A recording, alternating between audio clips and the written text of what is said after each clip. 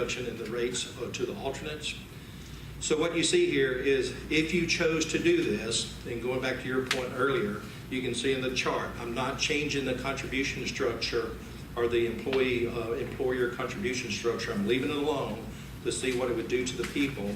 If you did this, your overall aggregate percent goes from 40.5 to 19.4.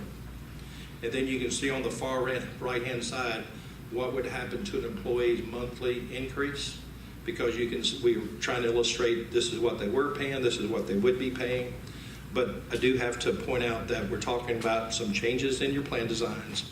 We're talking about the additional 1% that we were able to get off the rates to do all this, and that's how it rolls up.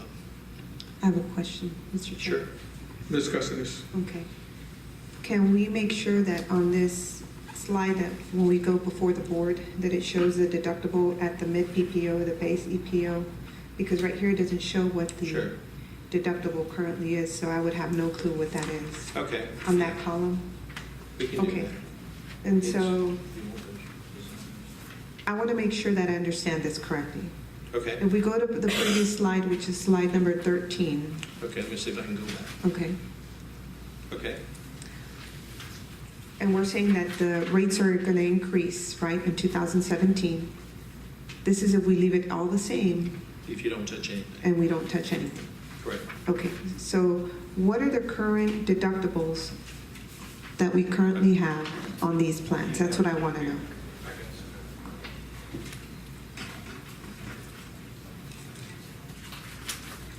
Ms. Fajardo, please. So on the bio PPO, the first one is going to be a $500 deductible. Okay, and This- can we make sure that's on the information? Yes, When we go we'll before get it at the end. the board, that way they know exactly what's, okay. So we can have it on this slide right here, like buy a PPO 500, right? Correct. On what page is that? 13. The mid is a $3,000 deductible. Can you tell us the pages? Okay, I'm going to repeat this. So on slide number 13, for all of you who are out there in the audience, the buy a PPO on the left-hand column was showing what we were paying for this past year, correct, Mrs. Guajardo? That's correct. From January until the end of this year. So buy a PPO is $500 deductible. The next one, which is the mid PPO, is a $3,000 deductible.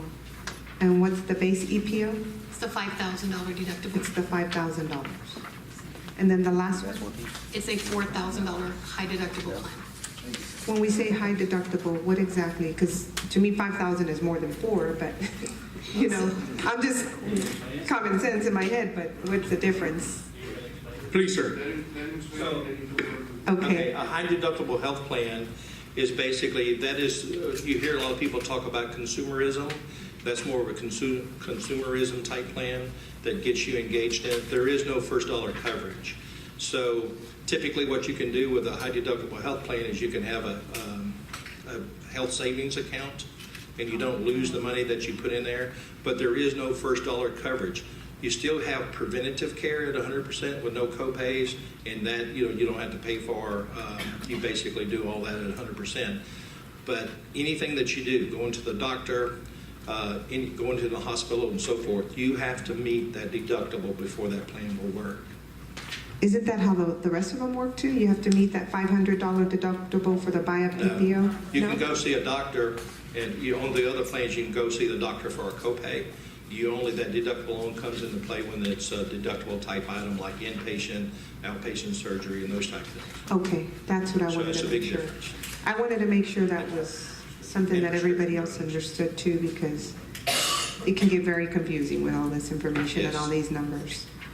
Okay. So on this particular handout, Did everybody else get one of those too? Okay, great. so Thank you what so we're trying to much. illustrate here, if you take the base plan that we were talking about, because that's where most of your people are, it's currently a 5,070% plan, out-of-pocket limit of 6,000. If you look down at the bottom, that's a 5,000 deductible, very similar to what you have today, but that 70% has been changed to 80%. Okay, I'm lost. Okay, Can you start all over? start in this column, the base plan. Okay, Okay, so we're looking at the column that says base plan, which is the plan name, buy-up plan, mid-plan, and then base plan. Look at the base plan, that's where most of your people are. Okay, so that's Okay. where the majority of our employees are. So Yes, look sir. across the line of deductible. You see the $5,000?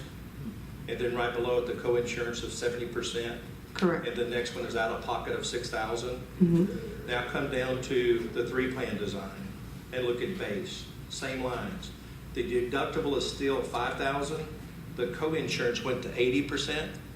So if you have a deductible of 5,000 in the current plan, you have to pay an additional 30% of the charges until you hit your out-of-pocket limit. That's changed to 80%, which means you pay 20% until you hit your out-of-pocket limits. But the out-of-pocket limit went up from 6,000 to 6,350. From 6,000, where's the 6,350, sir? If you look at out-of-pocket coverage, you see the 6,350. So there are some Okay. changes. The 80% is good. The 6,350 is a negative because it's $350 more than what you did have. Mhm. But it got the rates down.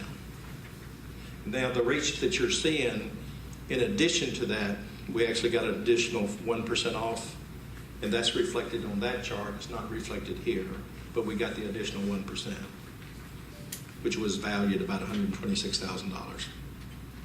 Okay. So that got your aggregate down to the 19.4. And in this chart here, That's, where it says subs on the top, right underneath that mustard yellow color, the second one to the right, that's how many employees we have in each of those? correct. That That's what shows those the- numbers That shows indicate. the participation of employees, not their children's and their spouses, just employees. Just the employees. Right. Okay. It's not members, but that's the employee numbers. So you have 1,745 employees participating. 1,745 at the bottom, which is the Right. total. Thank you. Okay, and so that's what we're trying to illustrate on the alternate page, okay, in the presentation. The next page, which is 14. So the next page, we always take a look at I'm sorry. On page 15, we always take a look at TRS and say, what would happen if a school district went into TRS? What would it do to the people? So what we did on this page, and TRS has three plans, as you guys well know. Their buy-up plan is a $1,000 deductible, which is TRS Active Care 2. And then they have a select plan, they have a high deductible health plan. So the high deductible health plan, is a HSA. Then we were migrating the participants in your mid plan to select care. So with that migration, we were saying, what would happen to your group if this was to occur? You can see at the bottom that the aggregate would be a 37.4% increase. So it's close to the 40. And then we said, what would that do to the people if you maintain the 256.50? And you can see that basically the increases they would have if you put them into TRS.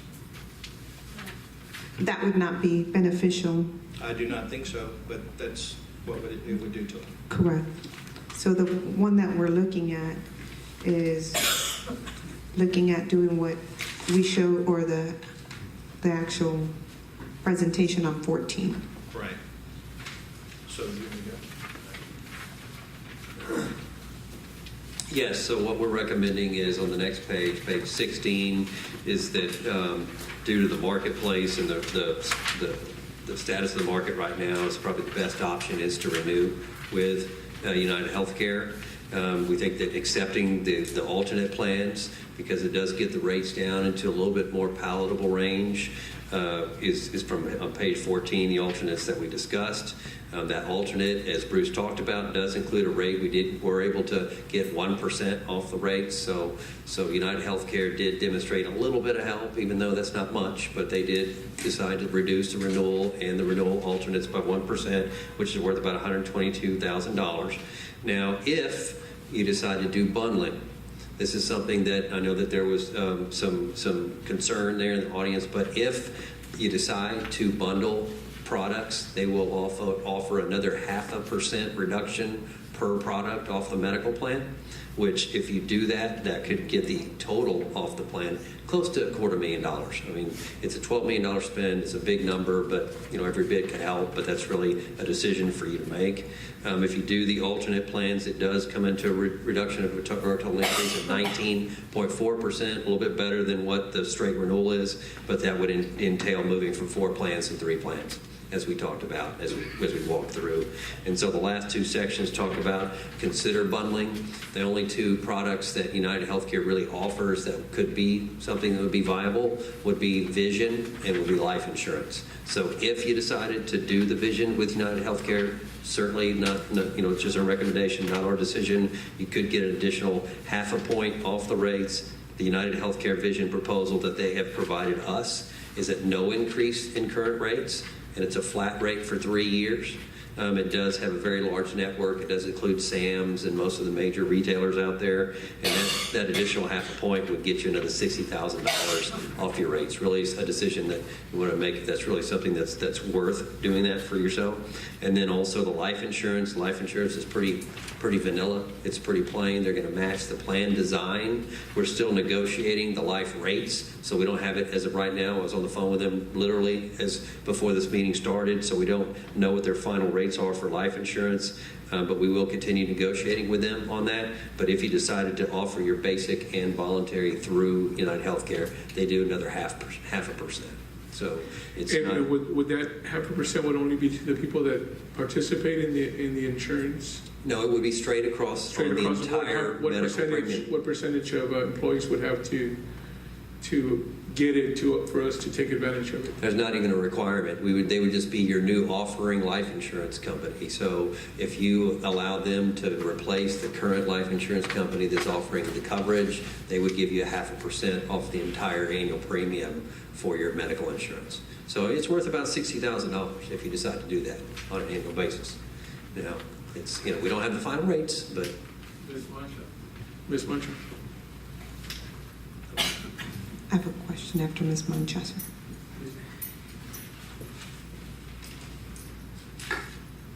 Diana Mancha speaking for South and Adams Elementary. Okay, so we would do the bundle with United Healthcare. Does that mean that we are not able to go out to have another ancillary product for vision? We just have to stay with them. Our current carrier is Superior Vision, so Right. we would utilize United Healthcare only. I guess, is Superior Vision with United? Is that?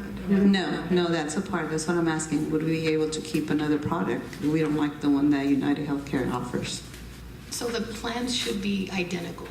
So when you say we don't like the other product, it would be the exact same product that you currently have, the exact same cost, the exact same plan designs, co-payments, everything would be exact. Okay. And then another issue was, you were mentioning that it would just carry, let's say, I have my family, right? Okay, so they're automatically would be covered through vision, and let's say we do the bundle. The vision and let's say we do life too, okay, and the dental. Okay, was that supposed to be like that this year, where they had the dental? Where, like the families, let's say I have my family, right? Okay, so because we had the United Healthcare dental with them, were they supposed to cover everyone in my family? No, for medical or for dental? No, for the dental that we have with So United the way that Healthcare. the current discount works is because we allowed United Healthcare to be our dental provider. They gave us a premium credit for everyone who has health insurance. So not per person, per member. So you're the member. So we received a $5 credit that went directly to you. I don't understand. I think her question is, did it carry over as a family plan still, or was it an individual dental insurance? The discount was only applied per member. So Not the discount, the dental The insurance. dental. itself. Dental As an- coverage. Right, as an employee, I can choose, right, I think I understand the question. As an employee, there are different plans, like you could get employee only for dental, you could get employee spouse, employee child. So if you're asking if it covers me and my family, it does if you get the employee and family plan. Is that correct, Ms. Guajardo? So, In dental yes. and health. So you're asking, you have your employee, your family covered under the medical. Does Yes. that automatically mean that they're covered under the dental Right. as an employee family plan? Yes. No, you would have to choose that level of coverage. So the medical did not make it happen for the dental. They're just the same provider. They're different plans.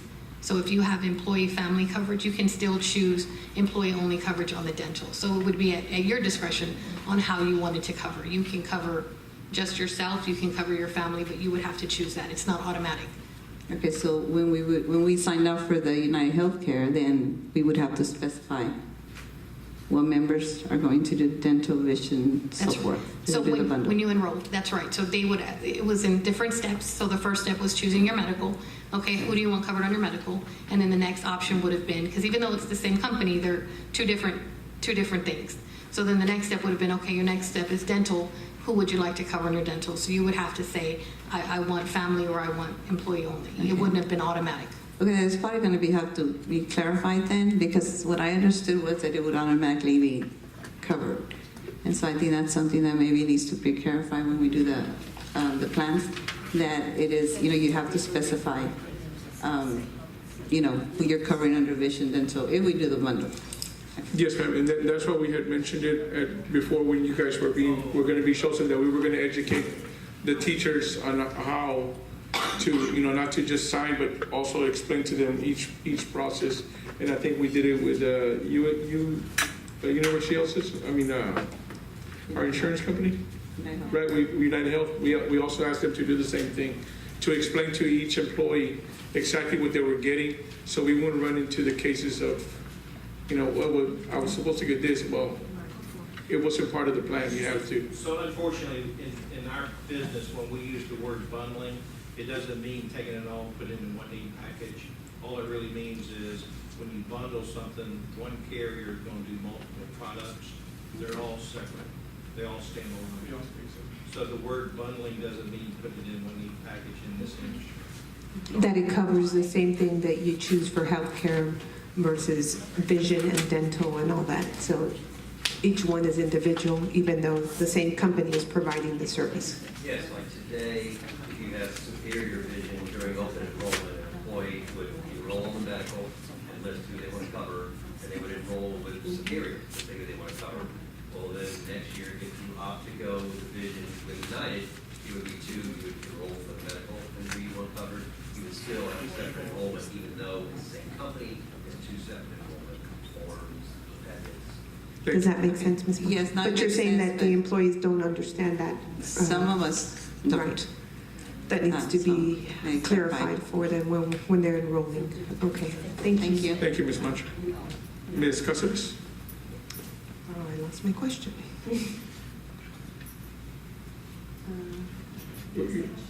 Sure. Ms. Tudy? And so I just want to be super clear, because one of the things you said with the vision, it would be no increase in rates. Those rates would be good for 3 years. And the plans are identical to what we have. And when you say the plans are identical to what we have, it means that the coverage is the same. The request that we made of United Healthcare was to do a mirror match of the benefits. So the Right. benefits are the same, and they've come in and said that they are going to match current rates. And so I've got confirmation of that. The rates are firm for 3 years. It's a 3-year rate guarantee. There'll be no increase. Now, there's always little changes here and there with the networks. The networks are never exactly the same.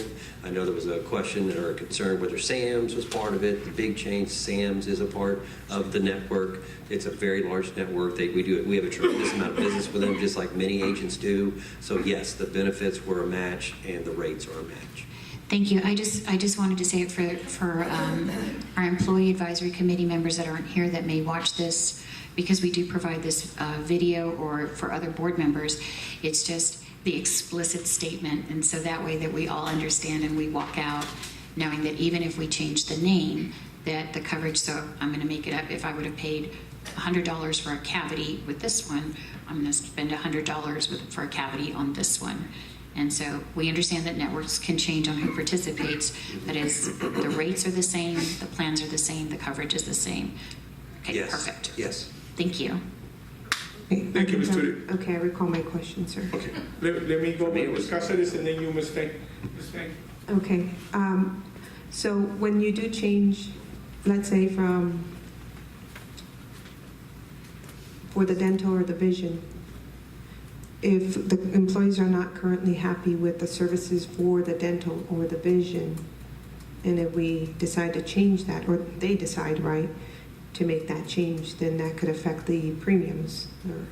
Well, the offer is if in United Healthcare, obviously you saw that they're bringing in so much money, spending so much in claims. So if there's other ways they can bring in additional revenue, that allows them to discount the premium a little bit. So if you do choose not to move forward with the vision or the life, you would not get that 0.5% credit. Mm-hmm. But we did not put that 0.5% credit in those numbers that you saw on the screen because we didn't want to put it in there and assume that you would make that decision. That we just want to offer that as something that's there for you. So Thank you. therefore, if you do make that decision, we would have to go back to those slides and more. Yes, sir. Okay. Mr. Chair, now, did you did lower that 1% already? Yeah, the 1% was, There's a potential of another 1%. yes, sir. But that second 1%, which would, if the decision was to bundle it, then it would end up at 2% overall. Correct. Right now, the premiums that we see is just at a 1%. They 1%, and that was strictly a negotiating thing that we were able to get on your behalf, that is not tied to any other bundling or anything like that. Thank you, sir. Yes, ma'am.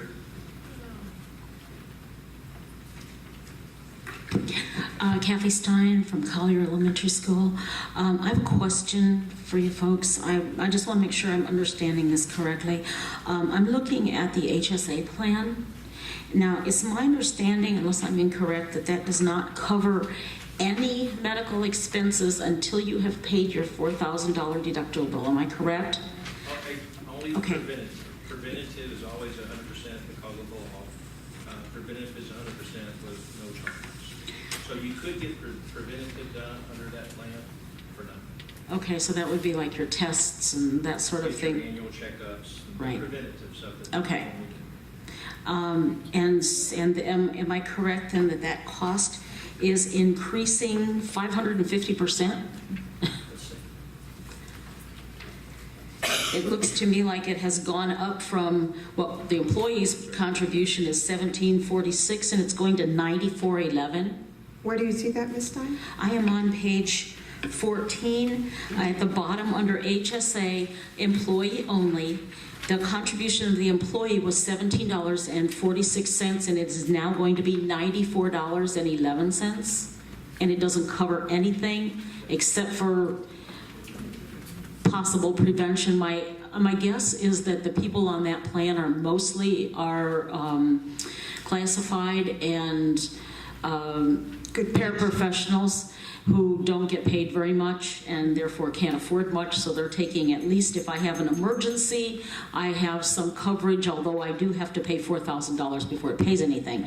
That being the case, I'm trying to understand why it went up 550%. If they could tell me that, I would appreciate it, so when my folks ask me, I have an answer for them. Thank you, ma'am. Good question.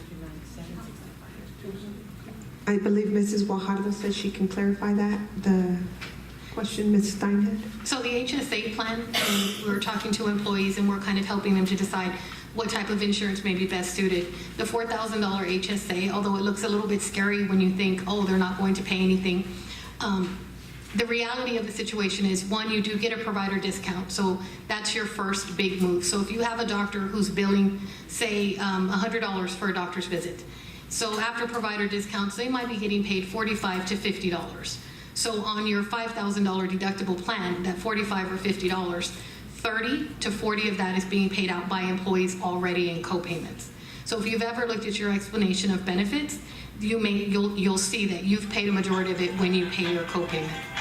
The other thing that's beneficial, so when you have an employee or a person who's not necessarily sick or seeing a lot of treatment, maybe they're just going for their wellness, because that happens, right? Or not at all, because I'm 20 years old and I really don't need to do that stuff. Or not at all. So your, well woman visits are covered, your annual visits are covered, your preventative care is covered. You may not need to go to the doctor. So you're saving yourself monthly premium that you would absolutely be paid out.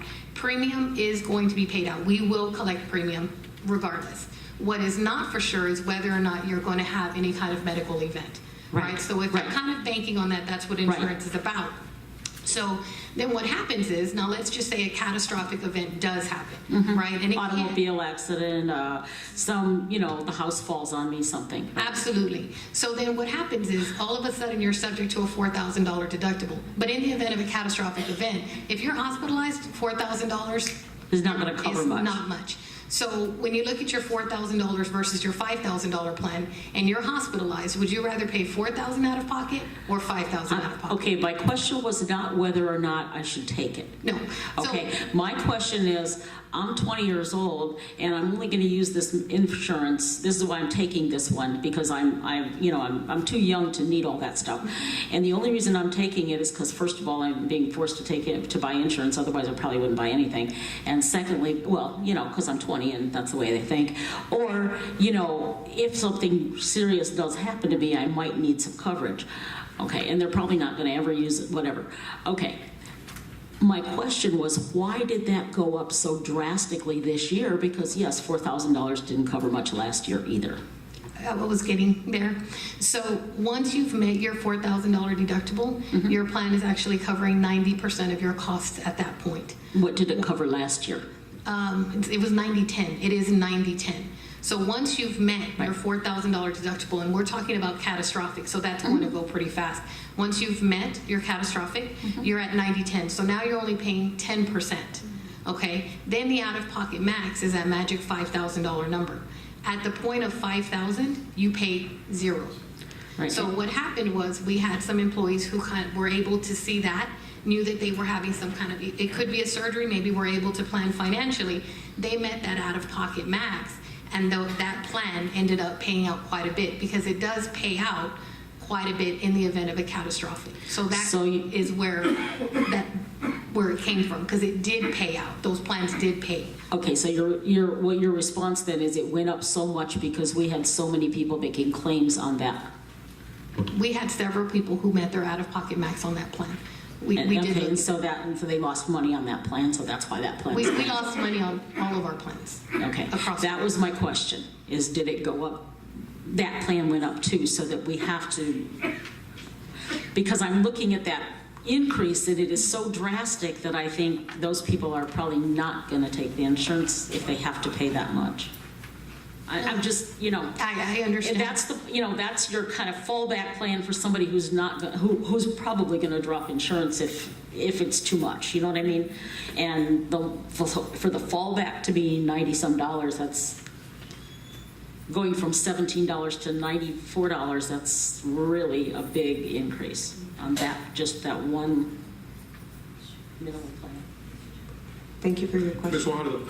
So our consultants, doing their due diligence, were also able to go out kind of into the public sector to look at monthly premiums that outside of you saw what TRS is paying, right? So our rates are actually a little bit below that, and what they found is very interesting. So our monthly premium rates, and one thing that we keep in mind is the rates overall, not what the employee is paying, although that's a big factor. I pay rates as well, but what we want to look at is how competitive are the rates that we're getting. And I think what they found was pretty interesting, so if they can kind of share that with you, I think that may shed a little bit of light as well.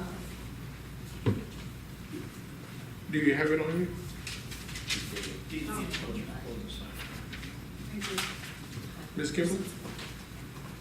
I had a question with the, I'm sorry, tell me. Introduce yourself again. Okay, Julie Gimbel, HEA. My question was, with the vision, y'all said that it's a mirror. So mirror, say when going to Sam's, paying the same deductibles, or they're gonna pay the same. But if I go to Sam's, are they gonna limit me to, you can only pick these frames and not other frames? Because there's some insurances that do that as well. Or do y'all not know that? We're aware of it, and the allowance would be stipulated on these plans. So anywhere you go, the allowance, and I'm going to make up a number because I haven't looked at those. Let's say the allowance is $150. So regardless of where you go, your allowance is $150. Okay.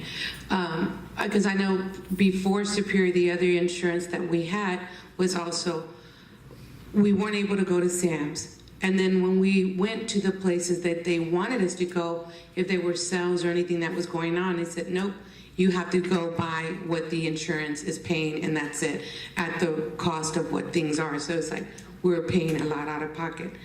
The other question I have is, with the life insurance, do we know what employees, how many of our employees have a life insurance with someone else and who it is?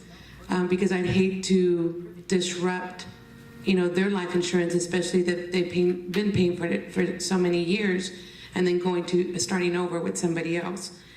And then the dental, you said it was only a $5 increase or savings, but it wasn't a saving. It might have been a savings for the medical, but it wasn't a savings at all for our pockets for those of us that use that dental.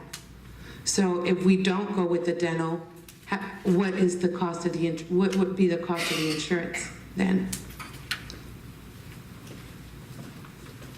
Okay, there are a couple questions there. With regard to the vision insurance, we asked them, and when we requested the proposal from United Healthcare, we asked them to mirror the plan. That would mean allowances, coverages, percentages.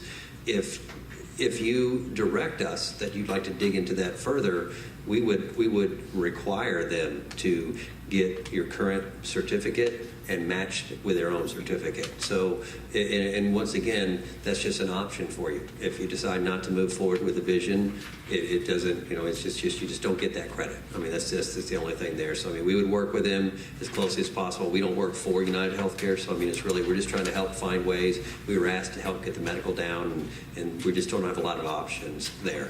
As far as the dental insurance, we really haven't done anything with the dental insurance. That's something that already is in effect, and it's in the middle of a rate guarantee, so the rates are not changing as far as we know for next year. And so the dental, we're not really prepared to comment on the dental much. And then the third question was to do with the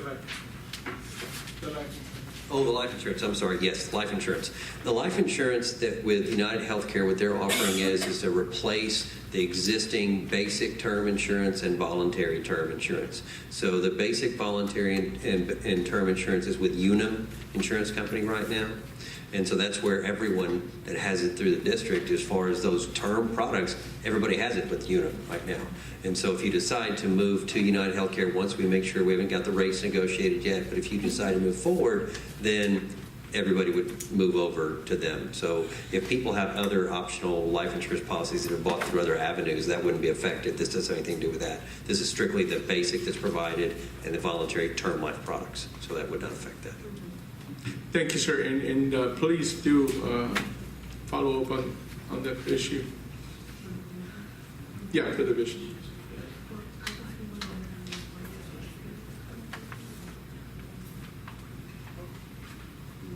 I think that's pretty much what everybody shared, that they're okay with the vision, right? Because you're able to go to Sam's and go to Walgreens, We're very Walmart. happy with their vision right now. So let me ask you this then. Can you please come up to the mic? Yes, sir, I'm sorry.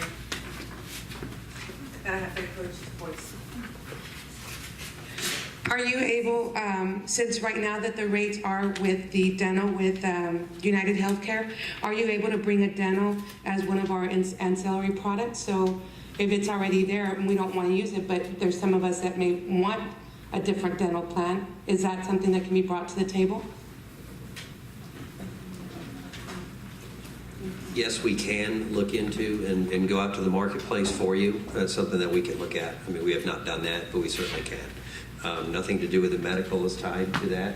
I think the only thing is that you did have a employee credit or a credit built in that's supposed to run through March, I believe. So that there could be an effect there, but we'd have to investigate it further. Haven't done the research on that to be able to give you an answer on the dental right now. But as far as can we look at other dental providers, yes, absolutely can. And it runs through March? The policy renews 1/1, but there was a premium credit that they negotiated when they came in that runs through March, so they didn't run the same time frame, if I'm correct. Yeah, so that'll kind of close us off a little bit if we go after a dental plan, because, It's only The other $5, correct? From what you no, mentioned? the $5 is the savings that the district gets. Oh. The $5 credit, we're applying directly to employees, so they're paying $5 less per month. It totals about $43,000. So overall, that's where we applied it. Instead of paying that $5 per month, every employee is paying $5 less because of the amount of the premium increases that we're seeing. We're trying to kind of help the That's employees. the credit out. that runs through March, correct? That's the credit that runs through March, yeah.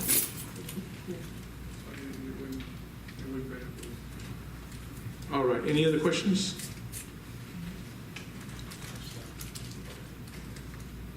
If there are no further questions, just a couple of things I wanted to talk about. I know one of the Yes, things. please proceed. Yes, sir, and it's the last slide, I promise. One of the things that we were directed at the board meeting was also looking at some long-term solutions. I know that we've got some work to do, and hopefully we can work to improve things. A few things that we put together and wanted to discuss was full wellness engagement. I know at this time, United Healthcare does provide a person that's out here 2-3 days a week that helps to try to do wellness and do education. We have a wellness coordinator full-time on our staff that we will also help to get out here to do education and to provide more help around what's available with wellness with the carrier to help try to make people a little bit more aware of things with their health, and hopefully from a long-term perspective that will help mitigate the trend. So that's one of the recommendations. And then self-funded feasibility analysis. I knew that earlier on when you were having a discussion around your last consultant, you talked about that there was a discussion around self-funded. I think that you're probably breathing a sigh of relief. If you saw how the claims went this year, if you were self-funded, it'd be a much tougher conversation we'd be having today. It would be very bad. But part of our recommendation is that every year you do that. And so since we do have multiple years of claims, we would provide a self-funded analysis for you. We can do that every year. Obviously, now is not the time, but it's something you want to continue to look at, because if you are ever able to get into a self-funded type arrangement, it's never fully self-funded. You would have reinsurance and there's some protections, but it gives you much more flexibility around your plan design. And if there's things that you want to do, you can do some real fine-tuning. So obviously, now's not the time, but it's something that we would say from a long-term perspective to keep looking at it and look at it every year. And we would provide also and recommend annual comparisons with TRS. You always got to look and see how your plan compares to TRS. I know you made the comment at the board meeting that when you go into TRS, you're in forever. You lose control, which is a big concern, and I understand that. But you always want to see what they're doing, and we would always work with you to provide that. And then investigation of a co-op. That was also a comment that was brought up during the discussion. There are a couple of school districts in the state, in the valley, doing a co-op and in some other areas. But unfortunately, if you've got an existing co-op, you're going to be fairly selective about who you bring into your co-op. You know, right now, when you're out seeking health insurance, most carriers, you'll get somebody that will provide you a proposal. But co-ops, the reason why they bind together is to get better rates, but also they're very selective about who they let in. And so I think maybe once the claims turn around and things start to improve a little bit, that might be something that you might want to look into. At this time, it's somewhat the same answer as self-funding. That's probably not the route to go today, because they're going to be selective about who they bring in. And then custom communications, I think that's something that we talked about earlier. You saw the one slide that we mentioned where we nailed down which were the most common medical conditions out there. So our communications folks, our wellness folks would certainly partner with the wellness person on site for United Healthcare and come up with some customized, targeted communications aimed at those certain conditions, just to give people more information, maybe where the lower cost providers are to go to. One of the things we noticed in the claims was that there was a really high use of the emergency room, very high, much higher than we see at most of our clients. So there's some things we could put together, maybe some really nice communication materials that could go to the employees that would help them to go to places that are less costly, keep the cost down for everybody. And then obviously you might want to consider in the future some contribution strategies tied to wellness. I know today you may not do that, but some employers are saying, gosh, we want everybody to get a physical. So if you get your physical this year, maybe you get a little bit better contribution. You know, maybe there's certain things that we can certainly speak to staff about and walk them through with regard to that. And then we do have our own chief medical officer, so we'd be happy to provide on a biannual basis, have our chief medical officer also look at the claims, and maybe there's some things he can pick out to say, gosh, you know, here's some areas where we can do improvement, because we're pretty good at it, but he's a physician, so he's much better at it than we are. But from an overall standpoint, that's really where we are. That's where the recommendation is. You know, I wish it was a better outcome here. But you know, I think at least there's some decisions that need to be made, and we're here certainly to answer any questions that you have. Mr. Chair, Ms. Casares? do you have any plans right now on what you're going to do as far as strategies tied to wellness? Because I think that's going to be one of the biggest ones. And of course, the communication piece. Absolutely. Do you have Yes. anything already? Well, when we first came out and we talked to you for the first couple times during the process of your selection process we were involved in, if you remember, the packets that we gave you already had some information that we put together that was already customized to Harlandale ISD, that was some wellness programs, some weight loss challenges, things like that. So number one, first and foremost, wellness calendars, which we can provide. We've already got them ready to go. We'll partner with the person from United Healthcare, because there's a lot of things that United Healthcare you're already paying for, and I'm sure a lot of the employees are already using, but we would just help to do it more and to get it out there. And then I think biometric screenings is a really, really important thing. You know, is that happening now? And we would just encourage it, further encourage it, get the education out during open enrollment, have folks here to sit down and walk through and talk about wellness, talk about certain things of how to get to lower cost providers. That's a big key, and how to find information, because a lot of it you're already paying for. You're paying a lot of money for your health insurance, and there's a lot of things available, and sometimes a lot of clients and a lot of employees just don't know how to access it. So education, yes. Wellness calendars, yes. Partnering with your folks right now and just helping engagement from overall perspective. So the answer is yes. Thank you. Thank you for your time, sir. I'm very impressed and pleased. The more we educate our staff, you know, and you do have bilingual speakers, so we do need to make sure that even though they want to talk to you in English, if they prefer, sometimes you can, you know, if they're talking to you with a lot of accent, and it'll be benefit for them to understand maybe things a little bit better if it's in Spanish or whatever language they speak. Just to benefit them and to make sure they understand the importance of being healthy and taking your medications and doing this stuff, because, you know, looking at these numbers, I'm like, wow, you know, I can't believe you know, some people are spending so much money on one prescription when they can go with a generic brand and maybe cut that in way more than half. But if they're not educated on it, you know, they're going to go with what they think is best for them. So please keep us updated on the co-op program and self-funded. I think that's something that, you know, we have discussed and it's been brought up in the past. It is a scary thing, but you know, you never know. I mean, you know, we don't hold the future in our hands. So you know, we might have different board members next time, and they might want to go a whole different way.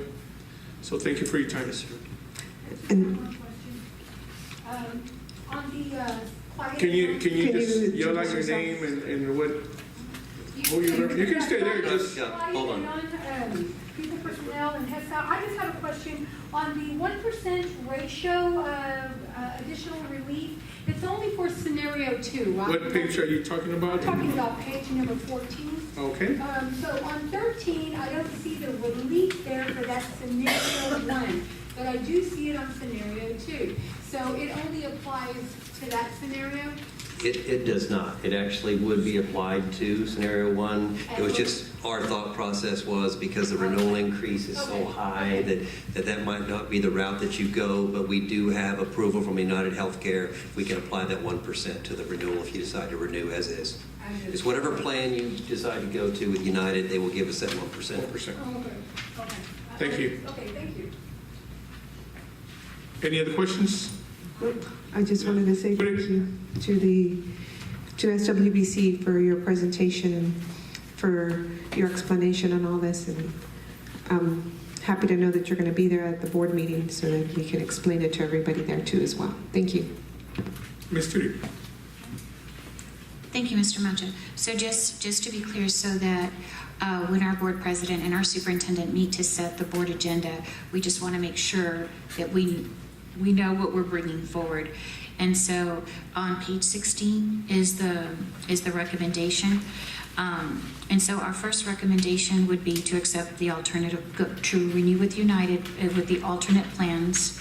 I just want to be clear on the bundling. Do you want SWBC to present alternatives to the bundling? Yes, please. Okay.